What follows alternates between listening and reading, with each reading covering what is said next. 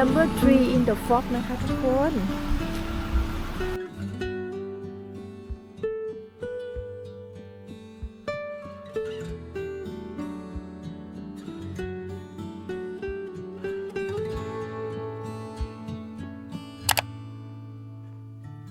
ถนนมาเลซาผู้ที่รู้จักกันในโคมมาเลซาเป็นหนึ่งในแลนด์มาร์คจุดเช็คอินที่โด่งดังที่สุดของจังหวัดน่านมีบนทางหลวงหมายเลข1081เส้นทางระหว่างอำเภอสันติสุขอำเภอปัวและอำเภอบ่อเกลือสาเหตุที่เรียกถนนมาเลซาเนื่องจากเส้นทางในช่วงนี้มีระยะทางประมาณ300 เมตรที่ลาดชันและโค้งคดเคี้ยวเวียนซ้ายขวาตามแนวเขาอย่างลงตัว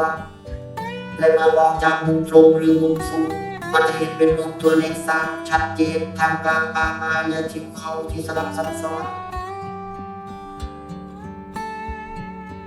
และช่วงที่พวกเรามากันในวันนี้ก็เป็นช่วงที่ฝนกำลังตกหนักและมีหมอกปกคลุมบรรยากาศก็เป็นไปด้วยความทุลักทุเลพอสมควรบอกได้เลยว่าชมช่ำกันเลยทีเดียวเชียว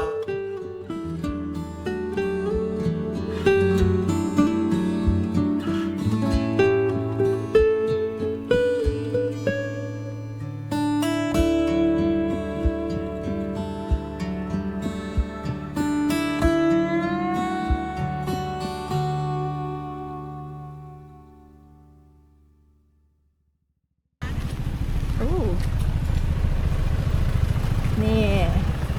จุดแรกเปลี่ยนประสบการณ์โอ้มีของใครแล้วบ้างเนี่ยไม่มีของเราเลยเขายังไม่จัดทำสติ๊กเกอร์ไปไหนกันต่อกันหรือเปล่า ไป